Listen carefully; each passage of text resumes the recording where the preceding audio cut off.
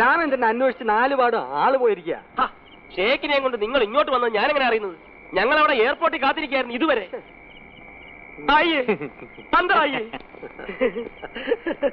ഒരു വിഷമിക്കണ്ട, അതൊക്കെ പിന്നെ പറയാം. നല്ല ഷേക്കിന്റെ എന്തൊരു സ്വഭാവം. കട്ടിലിൽ തൈറ്റിയെ നാം ക്യാ ഹൈ? ഷെയ്ഖ് അഹമ്മദ് ഗൽഹാൻ.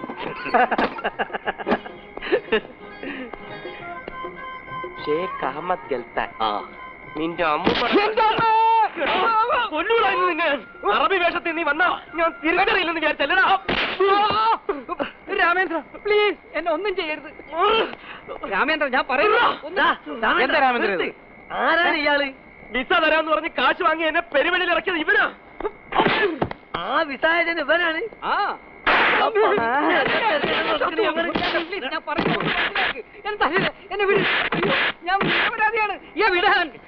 രാമേന്ദ്രൻ എന്നെ തല്ലുന്നത് ഓക്കെ. ഞാൻ ഇവനോട് കാശ് മേടിച്ചിട്ടുണ്ട്. നിങ്ങൾ എന്തിനാ എന്നെ തല്ലുന്നത്? കാശ് വാങ്ങിച്ചനല്ലടാ അതിനെ തല്ലിയത്. പിന്നെ നിന്നോട് ഈ വേഷം വിട്ട് ഇവിടെ വരാൻ ആര് പറഞ്ഞടാ പട്ടി? നിങ്ങൾ പറഞ്ഞിട്ടാ ഞാൻ ഈ വേഷം കെട്ടിയത്. ഞങ്ങൾ പറഞ്ഞിട്ടാ എന്ന് ഞാൻ നാട്ടുകാരോട് പറയും. എടാ നീയൊക്കെ എന്തൊക്കെ നുണക്കഥകളാണ് പറഞ്ഞു പിടിപ്പിച്ചിരിക്കുന്നതെന്ന് നാട്ടുകാരുടെ സംസാരത്തിൽ നിന്ന് എനിക്ക് മനസ്സിലായി. രാമേന്ദ്ര നീ എന്നാ ദുബായിക്ക് പോയത്? ഇനിയും എന്നെ ഉപദ്രവിച്ച നിന്റെ ദുബായ് കഥയും അറബിക്കഥയും എല്ലാം ഞാൻ പൊളിക്കും. സത്യമൊക്കെ ഞാൻ നാട്ടുകാരോട് തുറന്നു പറയും. വാതുറപ്പിക്കാതെ നിന്നെ ഇവിടുന്ന് കൊണ്ടുപോകാനൊക്കെ ഒന്ന് ഞാനൊന്ന് നോക്കട്ടെ. നോക്കടാ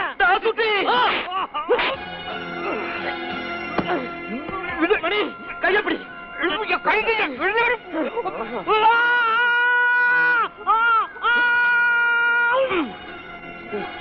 ശബ്ദിക്കരുത്, മിണ്ടരുത്. അടിമക്ക ആരാ നോക്ക്.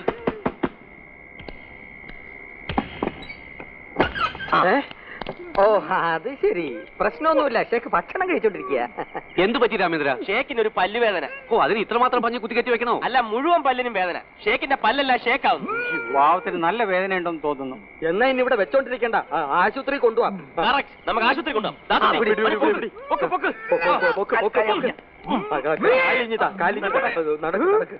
ഷേക്കിന് നല്ല വേദന ഉണ്ടെന്ന് തോന്നുന്നു. എല്ലാ പല്ലും വലിച്ചു വരണം. എന്ത് പറ്റി? കുഴപ്പമൊന്നുമില്ല.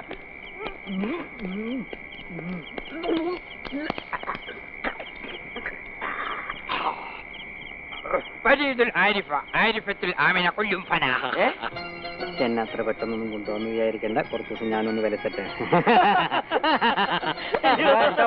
ഷേക്കിന്റെ പല്ലുവേദന മാറിയെന്ന്.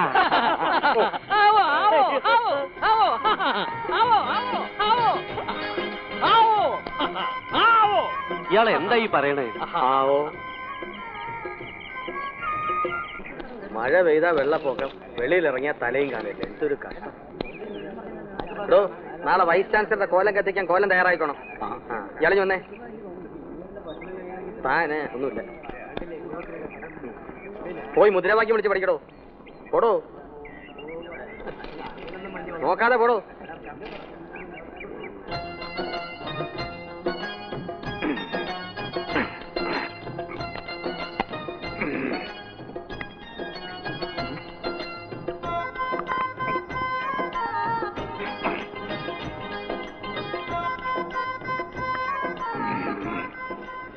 ഇതെപ്പോ നിർത്തും? ഇപ്പൊ തന്നെ 5-6 പേർക്കുള്ളതായല്ലോ. എടാ മണി, എന്തൊക്കെയാ പറയണേ? അങ്ങേർക്ക് മലയാളം അറിയില്ലെന്ന് വെച്ച് എന്ത് പറയാന്ന് വിചാരിച്ചു? ഇവനൊരു തമാശ പറഞ്ഞല്ലേ?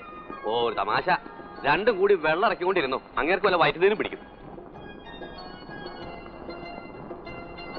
എന്തിനാണ് അങ്ങനെയുള്ള വായി കിടക്കുന്നത് വെറുതെ കേൾക്കുന്നത്? നിനക്കൊക്കെ വേണമെങ്കിൽ ഇന്ന വല്ലയിടത്തും വിഴുങ്ങിക്കും. ഇങ്ങനെയൊക്കെ നിങ്ങൾക്കൊക്കെ വല്ലതും കിട്ടുള്ളൂ.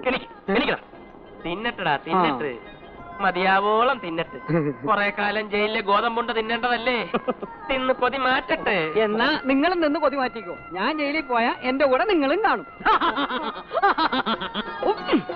തിന്ന് തിന്ന് തിന്ന് ല്ലേ, തിന്ന്. വെള്ളമോട് വെള്ളമോട് കുടി കുടി കുടി.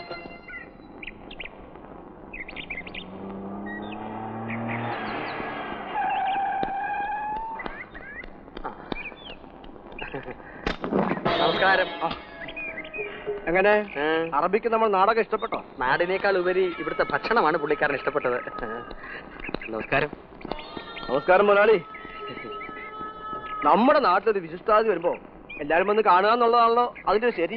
ഷേക്കിന് സുഖമില്ല, ഭയങ്കര പല്ലുവേദന. വേദന കൊണ്ട് വാ അടയ്ക്കാൻ പോലും പറ്റുന്നില്ല. പാവം. ഇനി ഇന്നൊരു അക്ഷരം മൂപ്പർക്ക് മിണ്ടാൻ പറ്റുമെന്ന് എനിക്ക് തോന്നുന്നില്ല. എനിക്ക് പിന്നെ കാണാം. ഏതായാലും ആള് സ്ഥലത്തെത്തിയല്ലോ. കാണിച്ച ഒരു മിനിറ്റ്. ഇത്രയേറെ പ്രശ്നങ്ങൾ ഉണ്ടായിട്ടും ഒരു അറബിയം കൊണ്ട് ഇങ്ങോട്ട് വരാൻ കാണിച്ച നല്ല മനസ്സിനെ എത്ര പുകഴ്ത്തിയാലും മതി വരില്ല. പക്ഷേ ഈ സംരംഭം പൂർത്തിയാക്കാൻ പറ്റുമോ എന്ന് എന്റെ സംശയം. അതെന്താ? ഒരല്പ ശമ്പള വർധനവിന് വേണ്ടി തൊഴിലാളികൾ ഒരു സമരം ചെയ്തു. അതിന്റെ വാശിയിലായി ലോക്കൗട്ട്. ഈ കമ്പനി അവളോട്ട് തുറക്കുകയില്ല, മറ്റാരെ കൊണ്ട് തുറക്കാൻ സമ്മതിക്കുകയില്ല. അന്ന് രാമേന്ദ്രനൊക്കെ തല്ലിയില്ല, അതും അവളുടെ ആൾക്കാരാണ്. കമ്പനി ഇവിടുന്ന് പൊളിച്ചു മാറ്റാൻ അവൾ ശ്രമിച്ചപ്പോ നാട്ടുകാരെല്ലാം ഇത് തടഞ്ഞു. അവൾക്കപ്പോ നിങ്ങൾക്ക് കമ്പനി തരാൻ നിവൃത്തിയില്ലെന്നായി. നിങ്ങൾ കമ്പനി തുറക്കുമെന്ന് ഉറപ്പായപ്പോ അവൾ അടവൊന്ന് മാറ്റി നോക്കി. രാമേന്ദ്രൻ സൂക്ഷിക്കണം, ചെറുത്ത് നിൽക്കണം. അപ്പോ ഞാൻ ഇറങ്ങട്ടെ. ശരി, പിന്നെ കാണാം. രാമ്പിള്ളേ, ഓ, ഇന്ന് രാത്രി പാർട്ടി ഓഫീസിൽ ഒരു യോഗം വെച്ചിട്ടുണ്ട്. താൻ എല്ലാരെയും കൂട്ടി അവിടെ വരണം. പാർട്ടി ഓഫീസിൽ ഒരു നോട്ടീസ് ഇടണം. അതല്ലെങ്കിൽ അഭിപ്രായ വ്യത്യാസം ഉണ്ടാവും. 30 അംഗങ്ങളുണ്ടെങ്കിൽ 31 ഗ്രൂപ്പുകളും ഉണ്ട്. ഇവിടെ ഗ്രൂപ്പും കുഴപ്പവും താൻ നോക്കണ്ട. താൻ അവരെ വിളിച്ച് വന്നാൽ മതി. കണ്ടു വിടൂ. ആ രാമേന്ദ്ര, എനിക്കൊരു കാര്യം പറയാനുണ്ട്. ആ അറബിയെ വിളിച്ചോണ്ട് പോയി ഫാക്ടറി കാണിക്കണം. വേണ്ട അറേഞ്ച്മെന്റ്സ് ഞാൻ ചെയ്തിട്ടുണ്ട്. എനിക്ക് പെട്ടെന്നൊരു യോഗം ഉള്ളതുകൊണ്ട് വരാൻ പറ്റില്ല. ഓക്കെ? ആ, ഒന്ന് മാറി. വല്ലപ്പോഴും ഒരിക്കലെങ്കിലും പേപ്പർ ഒന്ന് വായിക്കണ്ടേ?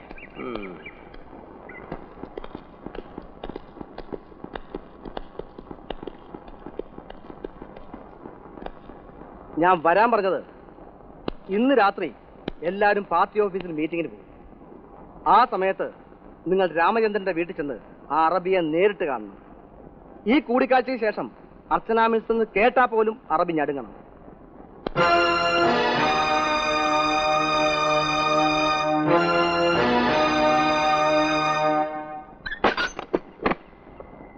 അഭ്യാസം കാണിക്കാനാണ് നിന്റെ ഉദ്ദേശമെങ്കിൽ ഇടിച്ചതിന്റെ എല്ലി ഞങ്ങൾ ഊരും. അതല്ല, മര്യാദയ്ക്ക് ഞങ്ങൾ പറയുന്നതനുസരിച്ചാൽ നിനക്ക് ഇവിടുന്ന് രക്ഷപ്പെടാം. ഇവനെ രക്ഷപ്പെടുത്തുന്ന കാര്യമൊന്നും പറയണ്ട. എന്റെ കാശ് തരാതെ ഇവനെ ഇവിടുന്ന് വിടുന്ന പ്രശ്നമേ ഇല്ല. എടാ, ഇപ്പൊ കാശൊന്നും നോക്കണ്ട, നമുക്ക് രക്ഷപ്പെടാനുള്ള വഴി നോക്കാം. ഇവിടുന്ന് ഓരോരുത്തരായിട്ട് മുങ്ങുന്നതാണ് നല്ലത്. അതിന്റെ മുന്നോടിയായിട്ട് ആദ്യം ഞാൻ തന്നെ മുങ്ങാം. നീ എവിടെ? ഇവനെയാണ് ആദ്യം പറഞ്ഞു വിടേണ്ടത്, ഈ പണ്ടാരക്കാലിനെ. പക്ഷെ എന്നെ കാശ് ഇട്ടാൽ എങ്ങനെ പറഞ്ഞു വിടും? രാമേന്ദ്ര, ഞാൻ നിന്നെ മനഃപൂർവ്വം പറ്റിച്ചൊന്നുമല്ല. നിന്നെപ്പോലെ ഒരുപാട് പേരുടെ കയ്യിൽ നിന്ന് ഞാൻ കാശ് വാങ്ങിയിട്ടുണ്ട്. അതെല്ലാം കൊണ്ട് ബോംബെയിലെ ഏജന്റ് മുങ്ങിക്കളഞ്ഞതാ. ബാധ്യത മുഴുവൻ എന്റെ തലയിലുമായി.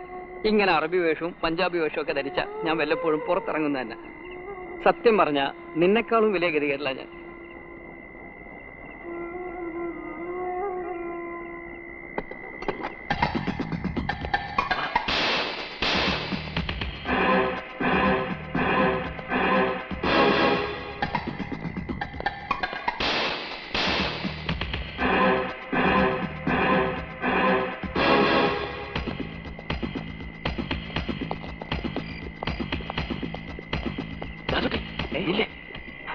ഈ ഡ്രസ്സിൽ പോയ നാട്ടുകാരെ പിടിക്കും.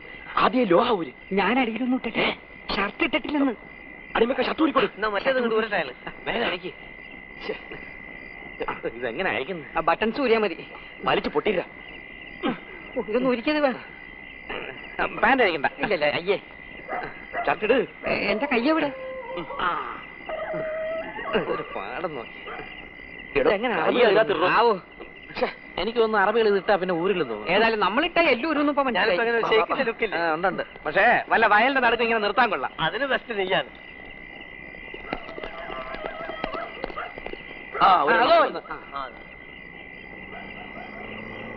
പരിചയമുള്ള വണ്ടിയായ മതിയായിരുന്നു. വണ്ടിക്ക് പരിചയം ഉണ്ടായിട്ട് എന്താണ്? ഡ്രൈവർക്ക് പരിചയം വേണ്ടേ? അറബി പറ. അമ്മൂമ്മക്ക് വായ വിളി വാങ്ങിക്കാൻ പോകല്ലേ? വേറൊന്നും വരുന്നു.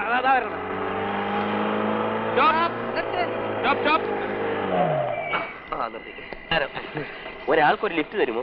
ഓ, തരാലോ. വളരെ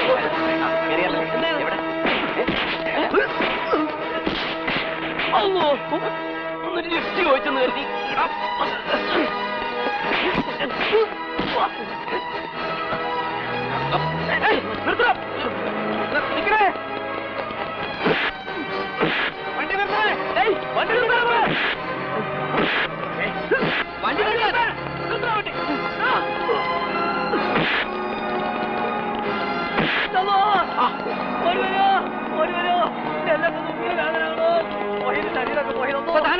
ചാടിയത്? ഞാൻ അറിവ് അന്വേഷിച്ചിട്ട് കിഡ്നാപ്പ് ചെയ്തോണ്ടുപോയില്ലേ? ഞാൻ മലയാളം പറഞ്ഞിട്ട് എടുത്ത് വലിച്ചെറിയാൻ പുറത്തേക്കാൾ മുട്ട അടിക്കാഞ്ഞത് ഭാഗ്യം. താൻ ഇനി എങ്ങും പോകണ്ട. ഞാൻ പോണില്ല. നമുക്ക് വീട്ടിലേക്ക് പോവാം. ഇതിന്റെയൊക്കെ പിന്നിൽ ആരാണെന്ന് എനിക്കറിയാം.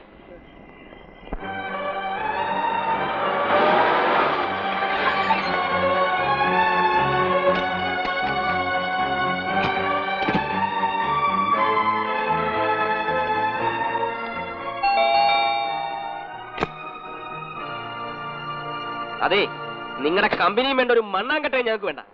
അത് പൊളിച്ചു കളയോ പിരിച്ചുവിടുകയോ എന്ത് വേണമെങ്കിലും ചെയ്തു. ഇനി അതിന്റെ പേരിൽ ഞങ്ങളാരെങ്കിലും തൊട്ടാലുണ്ടല്ലോ, കുറെ ഗുണ്ടകൾ കയ്യിലുണ്ടെന്ന് വെച്ച് എന്ത് തെമ്മാടിത്തരമാകാമെന്ന് വിചാരിച്ചോ? എന്താ Ramendra, what's your problem? Problem പാവപ്പെട്ടവരെ തല്ലി ചേർത്തിട്ട് വേഷം കെട്ടെടുക്കുന്നോ? ഇതൊന്നും ഞങ്ങളുടെ വേണ്ട. ഞങ്ങൾ എന്ത് ചെയ്യാൻ മടിക്കാത്തരാ. എന്താ എന്താ ഇവിടെ? താൻ ഒറ്റ ഒരുത്തനായി ഈ കുരുട്ട് ബുദ്ധി മുഴുവൻ ഇവർക്ക് പറഞ്ഞു കൊടുക്കുന്നത്. ഇനി ഇങ്ങനെ എന്തെങ്കിലും ഉണ്ടായാൽ ഒറ്റ ഒരെണ്ണത്തിനെ ഞാൻ വെച്ചേക്കത്തില്ല. എല്ലാത്തിനെയും വെട്ടി നുറുക്കി ഞാൻ തീയിടും.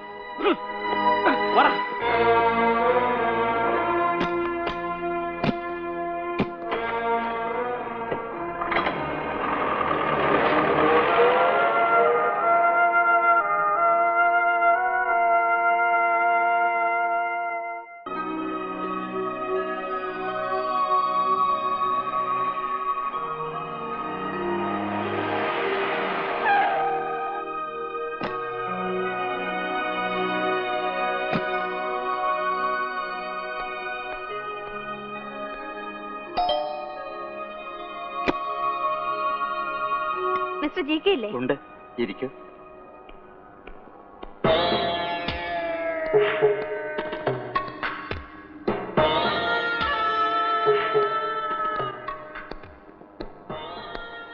അർച്ചനയോ? ഇങ്ങോട്ടിരിക്കെ. ഞാൻ ഇരിക്കാൻ വന്നതല്ല. നാട്ടിലുള്ളവരെ മുഴുവൻ തല്ലിച്ചതച്ചിട്ട് അതൊക്കെ എന്റെ പേരിലാക്കുന്നതാണോ മിസ്റ്റർ ജി കെയുടെ പുതിയ മാർഗം? മനസ്സിലായില്ല. നമ്മൾ തമ്മിൽ എന്തെങ്കിലും പ്രശ്നം ഉണ്ടെങ്കിൽ അത് നേരിട്ട് തീർക്കണം. അല്ലാതെ വഴിയെ പോകുന്നവരെയൊക്കെ തല്ലുന്നതല്ല പൗരുഷം. ഇതിന് മാത്രം എന്ത് തെറ്റാ മിസ്റ്റർ ഞങ്ങൾ തന്നോട് ചെയ്തത്? മതി പ്രസംഗിച്ചത്. നിന്റെ പഴയ പ്രതാപൊക്കെ കള. ഇത്രയൊക്കെ ആയിട്ടും ഈ ജി കെ ആരാന്ന് ഇതുവരെ എനിക്ക് മനസ്സിലായില്ലല്ലേ? മനസ്സിലായി, ഒരുപാട് മനസ്സിലായി. പക്ഷേ ഈ പറയുന്ന ജി കെക്കാൾ അന്തസ് എന്റെ അടുക്കള വാതുക്കൽ ഒരു നേരത്തെ ആഹാരത്തിന് വേണ്ടി കാത്തു നിന്നിരുന്ന പഴയ ഗോപാലകൃഷ്ണൻ ഉണ്ടായിരുന്നു. അതെടി, ഞാൻ അന്തസ്സില്ലാത്തവനാ, ചെറ്റയാ, സമ്മതിച്ചു. പക്ഷേ ഈ ചെറ്റയുടെ അടുത്ത് നീ വരും കരഞ്ഞ് കാല് പിടിക്കാൻ. അതുവരെ അർച്ചന മിസ് അങ്ങനെ മരവിച്ച് കിടക്കും. നീയും ഈ ജി കെയാ പറയുന്നത്. എന്നാൽ ഈ ജി കെ തന്നെ കേട്ടോ, ആരെയൊക്കെ തല്ലി ഓടിച്ചാലും എന്തൊക്കെ പ്രശ്നങ്ങൾ ഉണ്ടാക്കിയാലും അർച്ചന മിൽസ് ഞാൻ തുറക്കും. എന്ത് ത്യാഗം സഹിച്ചു. Take it as a challenge.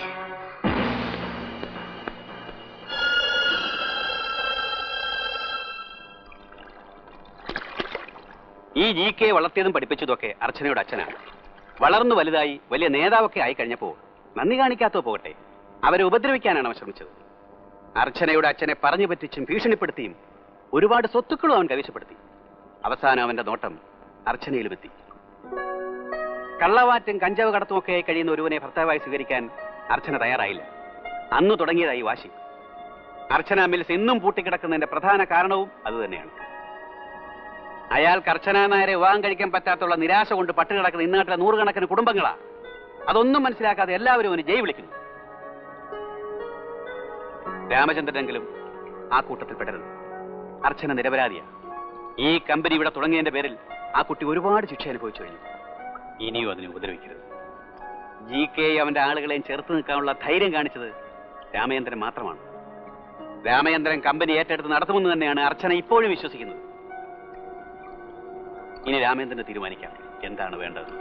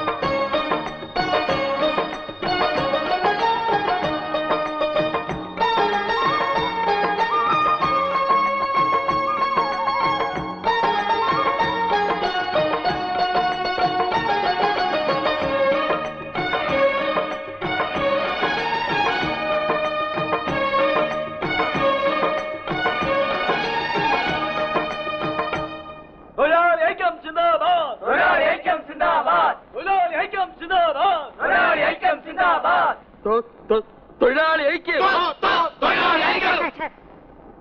കളിയാക്കണോ വിളിക്കണോ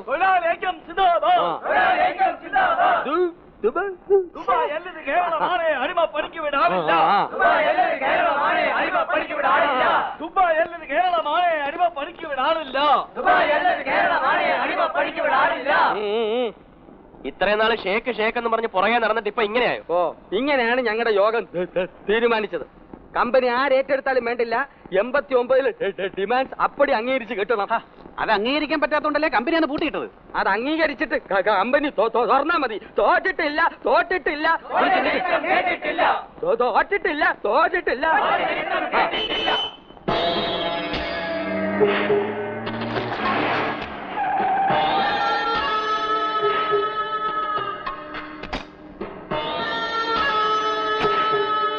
നമസ്കാരം. എന്തിനാ ഇങ്ങനെ ബഹളം ഉണ്ടാക്കുന്നേ? തൊഴിലാളികളുടെ ന്യായമായ ആവശ്യങ്ങൾ അംഗീകരിച്ചിട്ട് ആരായാലും ഇവിടെ കമ്പനി തുറക്കൂ. അതിനിങ്ങനെ ബഹളം ഉണ്ടാക്കേണ്ട കാര്യമുണ്ടോ? എല്ലാ കാര്യങ്ങളും നമുക്ക് സമാധാനപരമായ ഒരു ചർച്ചയിലൂടെ തീരുമാനിക്കാം. അതെ, അതാണ് അതിന്റെ ശരി. നമുക്കൊരു ചർച്ചയിലൂടെ എല്ലാ കാര്യങ്ങളും തീരുമാനിക്കാം.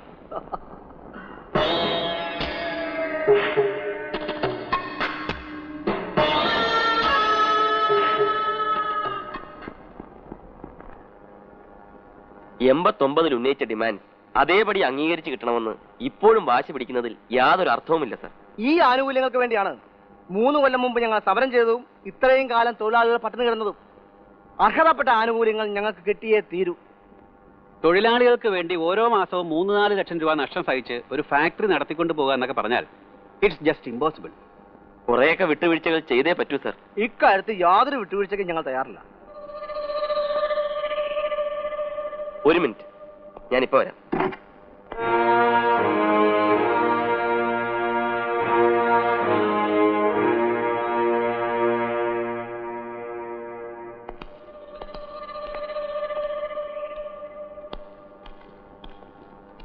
എല്ലാവരെയും കൂടി ഉൾപ്പെടുത്തിക്കൊണ്ടുള്ള ചർച്ച സാധ്യമല്ല.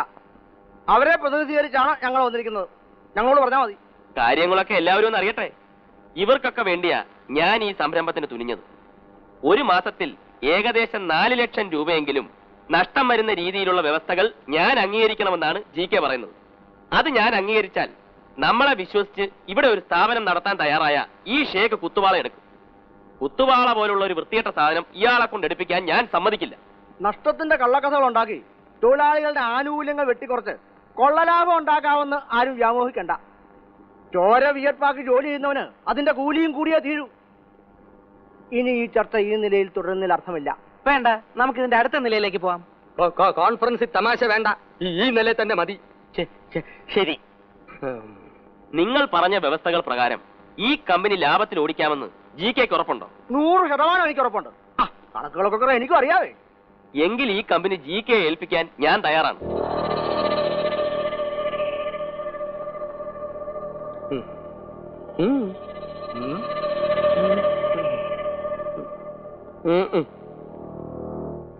ഇത്രയും പേരെ സാക്ഷി നിർത്തിയാണ് ഞാൻ പറയുന്നത്. ഈ കമ്പനി GKക്ക് വിട്ടുതരാം. അത് ഏറ്റെടുത്ത് 1 വർഷമെങ്കിലും നടത്തിയാൽ മതി. അതിനുവേണ്ടി ഒരു പൈസ പോലും GK മുടക്കണ്ട. എത്ര രൂപ ലാഭം കിട്ടിയാലും GKക്ക് എടുക്കാം. പക്ഷേ നഷ്ടം വന്നാൽ GK തന്നെ സഹിക്കണം.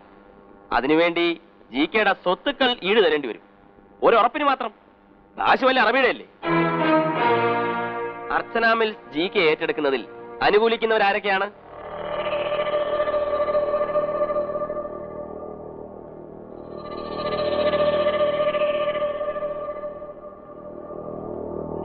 ഭൂരിപക്ഷം പേരും അനുകൂലിക്കുന്ന സ്ഥിതിക്ക് GK തന്നെ കമ്പനി ഏറ്റെടുത്ത് തൊഴിലാളികളോടുള്ള ആത്മാർത്ഥത തെളിയിക്കാൻ തയ്യാറാവണം. എന്റെ ആത്മാർത്ഥത ചോദ്യം ചെയ്യാനല്ല ഈ ചർച്ച, തൊഴിൽ തർക്കം പരിഹരിക്കാനാ. തൽക്കാലം അത് തീർത്താൽ മതി. അതിങ്ങനെ തീരൂ. ഒന്നുകിൽ ന്യായമായ വ്യവസ്ഥകൾ അംഗീകരിക്കണം, അല്ലെങ്കിൽ GK പറഞ്ഞ വ്യവസ്ഥകൾ അനുസരിച്ച് GK തന്നെ കമ്പനി നടത്തണം. ഇതിന് രണ്ടിനും തയ്യാറല്ലെങ്കിൽ ഞാൻ ഷേക്കിനെയും കൂട്ടിക്കൊണ്ട് വല്ല തമിഴ്നാട്ടിലും പോകും. ഒരു കുഴപ്പമില്ലാതെ കമ്പനി നടത്തും. അർച്ചന മിൽസ് ഇനി തുറക്കണോ വേണ്ടോ എന്ന് തീരുമാനിക്കേണ്ടത് GKയും പിന്നെ നിങ്ങളുമാണ്. ഷേഖ് അഹമ്മദ് ഗൽത്താൻ ആയിയേ.